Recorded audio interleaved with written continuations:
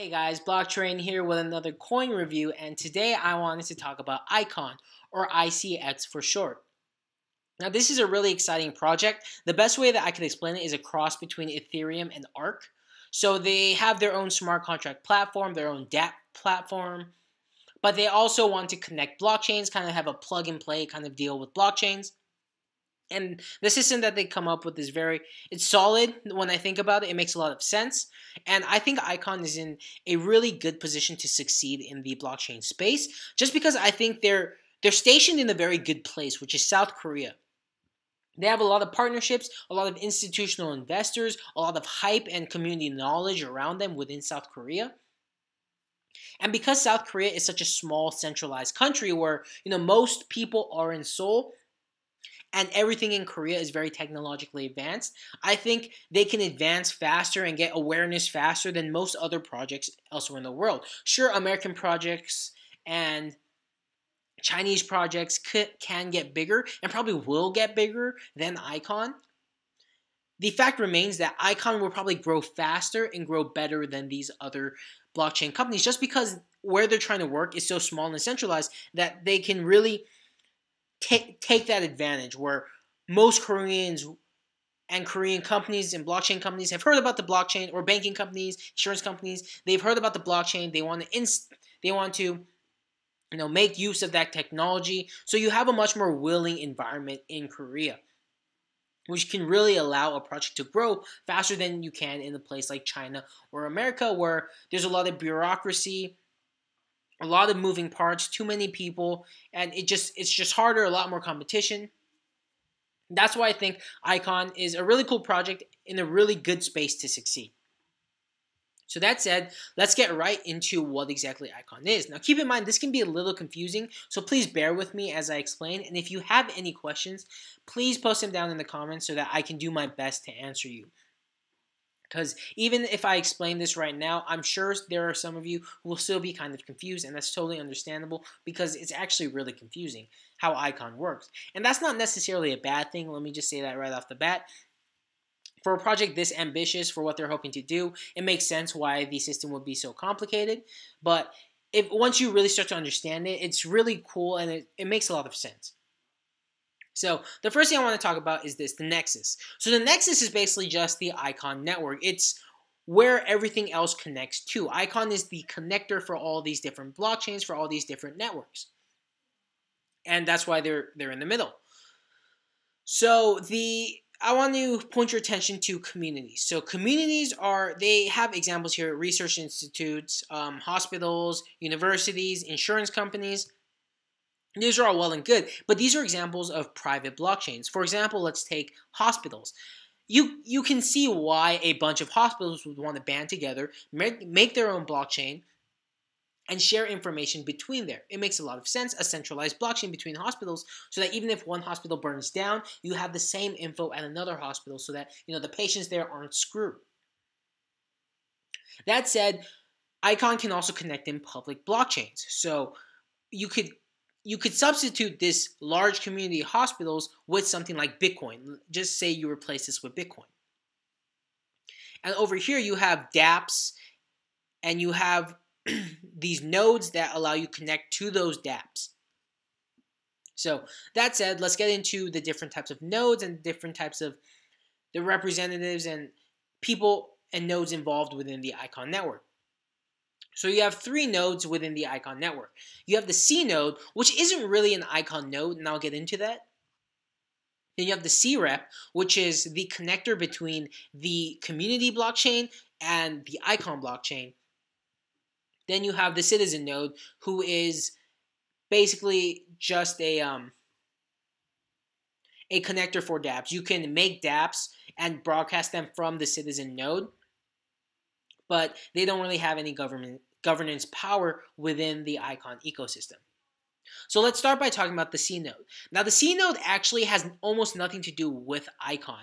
Now that might sound a little weird because it's considered part of the Icon community in this picture, but the idea is that, let's say instead of large community hospitals, you have something like Bitcoin in this space. Bitcoin is trying to connect with the Icon blockchain. Now what happens is The C node is basically just a Bitcoin node. A C node is just whatever blockchain you're using, whether it's Ethereum, Bitcoin, I don't know, Arc, Neblio, BAT, whatever node that they're using, whatever consensus mechanism that they have, that node is a C node. That node is only involved with the blockchain that they're in. But what's unique is these C nodes also have to elect a CREP. Now, what a CREP is a member of both communities. So let's say it's a Bitcoin node. If one Bitcoin node was a CREP, it also connects with the Icon network. And their job is actually to make sure that the transactions happening between the Icon network and the Bitcoin network are all, verified and aren't basically they're just a node for these two networks, making sure that the information that goes between the two networks is correct and verified. And that's how they connect all these different blockchains. Let's take the example of hospitals now instead of Bitcoin. Now, one hospital will be a C node because, they're broadcasting their data whenever they get new data and they send it to another hospital, so they act as one node. So let's say it's 10 hospitals who have their own blockchain, where each hospital is a node. One of those hospitals would be a CREP. And so what would happen is when another hospital wants to send information over to the Icon network, maybe so that the Icon network can give it over to the insurance companies, the CREP would be the one to say, okay, let's take this information that this other node wants to send and let's send it over to the Icon network and let's make sure everything is correct both ways. And that's their job. They're the connectors between the Icon network, and the blockchain that's plugging into the Icon network. Now, once it's in the Icon network, it goes through another CREP to connect to a different blockchain. So the CREP goes both ways. It takes data that wants to be sent over to the Icon network and broadcasts it there, but also takes in information from the Icon networks and gives it over to the node. So, it's really the bridge between the blockchains. And so that's what the CREP does. Now, the citizen nodes are just purely they're members of the Icon community, but they're not a governance. They don't govern the system. They don't have votes. That's really what the CREPs do. And so another point of the CREP, I should have mentioned this before I talked about citizen nodes, is that they work similar to Neo's DPoS, Byzantine fault tolerance, that type of node, where one person is selected to be the guy who says, okay, this is the correct thing. Even though there are a lot of people verifying transactions, there's only one person who's chosen to say, okay, this is what's real, this is what's correct. And that's the CREP's job. The citizen node, basically all the citizen node does is they allow connection to different dApps. And that's just kind of in a nutshell for what citizen nodes do. What's really more important is the CREP. So one big question is, how do you pick the CREP? For something like Neo, which uses a very similar system to what Icon does, the Neo network actually selects one person randomly, one node randomly, to be the person who verifies and cements all these transactions so that nobody can purposely go out of their way to make sure that they're going to be the one who can validate and cement those transactions, because that can open up malicious attacks. And so the way the Icon network does it is through a consensus protocol, which kind of works along the lines of a Byzantine fault tolerance, through a process called spinning. Now, I'm really not going to get into the technical definition and explanation of what exactly spinning does. But what I do want to say is that these CREPs who get chosen are rewarded for the work that they do, which makes sense. You're transferring data over from blockchain, receiving data from blockchain, and transferring over to the other blockchain. So you're doing a lot of work, and there's a lot of trust on you as a CREP, and so you should get rewarded. And I think actually what the coolest thing about the Icon network is that they're using an artificial intelligence to disperse out these rewards. And so what that means is CREPs are really the people who have the power. They're the people who, number one, vote for the transactions on the Icon network. They're the governance system for the Icon network. But they're also the people who really just make sure that the connections between the blockchains are true, that the transactions are correct. So really, they're the most important points of the most centralized points within Icon. They're really the most important thing about Icon in terms of trust and in terms of security. So it's important to say, okay, we need to reward these CREPs. And in artificial intelligence is actually used to dole out these rewards to these CREPs.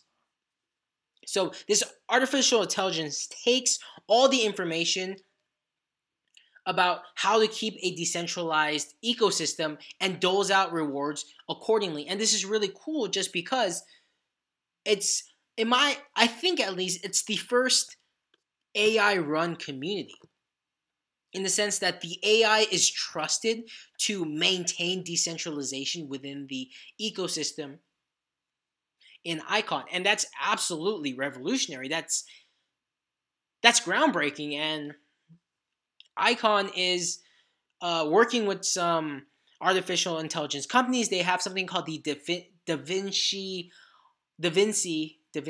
Well, I can't say that right now. Leonardo da Vinci. I don't know. You know the word. So they have that. That's the name of the artificial intelligence that they're using. They recently won, I think, like a Carnegie Mellon Award or something of that sort. So their AI is really advanced. It passes a lot of tests. And I think it's cool that they're actually going to code this AI and rely on this AI to run their system for them. And if this works out, this can possibly be one of the strongest blockchains out there, just because having an AI look over everything really removes the possibility for malicious attacks as long as the AI is set up correctly. So I'm really curious to see how this AI works out, and overall, I think it's a really good idea. So just to recap how this works is that the C nodes are just regular nodes within the network. Whenever they want to connect with the Icon network, they go through the CREP. This CREP goes both ways. They take information from Icon that wants to be given to these communities, but they also take information from the communities that wants to be given to Icon. And the Icon network connects them by being the intermediary between them. And each CREP is specific to one community. You have a Bitcoin CREP. You have an Ethereum CREP. You have the 10 hospitals. They have one CREP. And so, yeah, that's how that works. So that you have the CREP that connects all these different communities, and in the middle is Icon. Then you have these citizen nodes, which basically are just used for dApps. And citizen nodes can also be CREPs, which is an important thing to know, just because it allows citizen nodes as CREPs to also have a say within the Icon ecosystem. And I also believe that if this was connected over here, then you could interact as dApps with dApps between different blockchain ecosystems, so that if you wanted to send over information in a specific way with specific conditions from hospitals to insurance companies, you could use a dApp that sorts all those out, smart contracts that can go through some verification process. And so I think that's really smart, and it makes a lot of sense. Again, it's pretty confusing, and I hope I did an okay job at explaining it. And if you have any questions or just want a better explanation, please let me know down in the comments. Really, my only goal is to make sure that you guys have an understanding of how it works. So now that we've kind of got an idea of how exactly the Icon network works, let's get into what they're trying to do. So they have securities. So security firms, like investment firms, what they're doing with these is they're having authentication and personal information leakage alarm systems.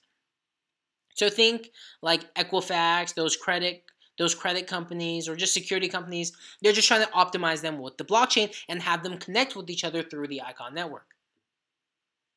Again, think of Icon as the all-in-one solution that you see a lot of American companies trying to use. For example, the blockchain consortium between different banks within America is basically just Icon for Korea. Icon is really the central hub for all things blockchain, like I was saying. Insurance as well. What they're trying to do is they're trying to have, insurance claims that are really easy to go through, that connect insurance companies and connect the people who are trying to claim insurance seamlessly, more efficiently, and all that jazz is basically all that the blockchain does. These are very simple use cases for the blockchain.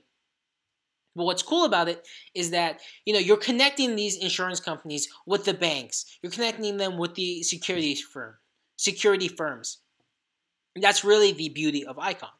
Banks as well. You have digital account management, recharging, transfers, withdrawal, and digital currency management systems.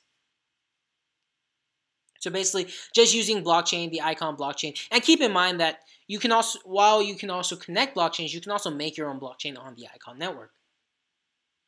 University. So what they're doing here is, this is something I'd never thought of before, but they have these smart vending machines that can be used for day-to-day payments and transfers at schools. And they're actually partnered with the second best and fourth best college in South Korea. And in South Korea, there are like 5 top universities, and so they have two out of the 5. Hospitals, again, just information systems are just incredibly important for hospitals. You have, maybe a hospital network within themselves, and then they connect to the Icon network, which can possibly also have a backup for them. So basically, for hospitals, at the very least, they're, at the very bottom level, all they need is data management. Of course, there are more things on top of that, like smart contracts, application, data sharing, and this can all be accomplished with Icon. So now let's get into partnerships. So Icon, the coin, the company itself, has a lot of investor partnerships. You have, Pantera Capital, which is an investment firm that is really involved with cryptocurrencies. I think that's all they do, and they actually have a really good track record with the projects that they choose. So this is a good sign of faith from this investment firm. Kinetic Capital, don't really know that much about them. Token as a service, Coincilium. So, a decent amount of partnerships and media exposure, but this is really not where the huge partnerships come out. Where they come out is through the loop. So Icon is just one subset from this parent corporation called, let me refresh my memory. It's called Daily Intelligence. So the Loop is one company within Daily Intelligence. So the Loop is actually, or Loop Chain, is actually the underlying blockchain for Icon. Icon is actually built on top of Loop Chain. And that's actually what's really cool, is that when you're thinking of Icon, you can't just think of the Icon network. You have to think of Loop Chain. And Loop Chain is really the IBM Hyperledger of Korea. The banks that Icon has a partnership with that are using Icon, they're actually just using Loop Chain, and they've built blockchains off of Loop Chain. So Loop Chain is really the blockchain that's connecting everything. Icon is just a way to connect other blockchains. And what's cool is that the Loop Chain, or the Loop, which is responsible for the Loop Chain, has so many partners. And I don't know if you guys know this, but I'm actually Korean, so I was able to look into every single one of these companies. And up until right here, so these, let's see, 4 each row, goes down 6. These 24 companies right here, these are all either investment firms, security firms, or asset firms. And so you have, kind of smallish players that aren't too big in Korea, or you have huge players like Mirai Asset, like Samsung Investment. And these are people who, number one, probably have invested in this company to some degree, or are invested at least, in knowledge and in partnerships. But also will probably be using the Loop Chain blockchain, and by extension be using Icon. And so this is huge. This is an absolutely huge number of big players within the financial industry. And this is why Icon is such, I don't want to say a sure bet, but a really good bet for success within South Korea. Is because you have a bunch of big financial players actually already within the ecosystem, just not on the surface level of Icon. but underneath through Loopchain. Now over here, you have the Korea Financial Investment Association, so it's just a group of different financial companies. So this is the second best university in Korea. This is the fourth best community in Korea. This is called 서강 대학교, and this is 고려 대학교. And so this is the second best. This is the fourth best. And again, there are really only 5 really prestigious universities in in Korea. So really, this is the best that they could get. That you really can't get better than this. They can get the number 1 best, which is Seoul University. But other than that, they've already really secured the best colleges and universities for what they're trying to do. So, you shouldn't be worried when they put universities out on their partnerships. It's not, some rinky-dink university that nobody's ever heard about. It's one of the most prestigious universities within South Korea. Now, Coin 1 or Koinone, I'm not sure how exactly you're supposed to pronounce that, is just an exchange in Korea. Makes a lot of sense. Nomad Connection is an AI company. Again, makes a lot of sense given that they're doing a lot of work with AI. Daily Intelligence is the company behind Icon. So, of course, D-Lemon is actually really interesting. So what they do is they're an insurance referral program. So you go to their website and you input your information. You say, "Hey, this is what I need," and they'll refer you to the best insurance company. So they're not an insurance company themselves, but they're kind of an intermediary for people to help people find them. And so I gave it some thought about what value they could provide to Loopchain and the Icon network. And so far, what I've come up with is that if you work through D-Lemon, you could have a black box of information where, for example, Icon was talking about their insurance and how they want to connect insurance claimers with insurance companies. So let's say you have your insurance information in one block, or in like a black box within the blockchain. It can be given over to D-Lemon, who could automatically connect you with insurance. So D-Lemon could also be an intermediary blockchain that can connect individual people with these insurance companies all through Icon. Juan is as far as I understand it, it is an IT security company. So they work with like cybersecurity software solutions for people. So it makes a lot of sense given that it's the blockchain. You need cybersecurity, cryptography, things like that. And I think that's what Juan does. And Kyobo, Kyobo's 생명, this 생명, there's actually the same Kyobo right here. This is the investment company, and right here is the insurance company. So this is actually a pretty big firm. Again, just these partnerships all make sense for what Icon is trying to do. So again, you have to think about it in 2 ways. You have Icon, then you have Loopchain underneath that. And together, they just make the best infrastructure both for private and public blockchains. And through Icon, they're connecting both of them, and Loopchain. They're connecting both of them and really creating an ecosystem within Korea that I think will really boom just because, again, they have so many great institutional partners and people who can help them succeed.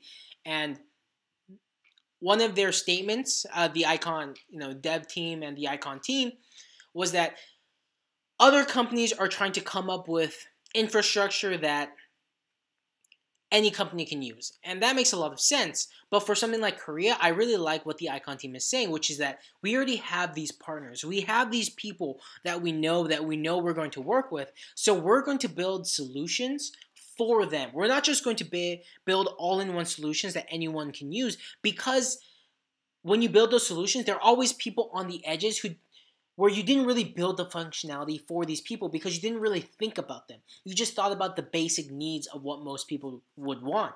But for something like Icon, again, in a small country like Korea, where there aren't too many big players, they can make individualized solutions for all of them, and they can become the number 1 blockchain for all these different companies. And I think that's what's really special about Icon. So that was Icon in totality. let's talk a little bit about the price. So they have a total supply of about 400 million, a market cap of about 1.5 billion. So they're not a small coin, but they still have a lot of room to grow. If you think about the taking over South Korea. South Korea is the 11th or 12th biggest economy in the world. They're the most, one of the most technologically advanced companies in the world. And really the world is heading towards blockchain. So, the potential market cap for them is at least, past 10, 20 billion if they succeed. And that said, they don't have too many competitors within Korea who at least have, as many connections and partnerships as they do. Right now, Icon has been going up, alongside other coins and, following Bitcoin with market cap rise. But it's still at a pretty, low price of around $4 at its all-time high. It was at around $12. So, worst case scenario, well, not worst case, but, let's say the best case scenario is just that it gets back to its all-time high. You're already looking at 3 times returns right there for a huge market cap coin. But if you really believe in the blockchain space, I think Icon is a really good bet. Now, before I end this, I just wanted to put a disclaimer there that I'm not a financial advisor. That's basically it. I really hope you guys like my videos. Again, if you have any questions, please let me know down in the comments. I would love to answer any of your guys' questions. It helps you, but it also helps me to cement my own understanding of the project. So that said, thank you guys for watching my video. If you guys liked it, please leave a like or a subscribe. Always appreciated, never necessary.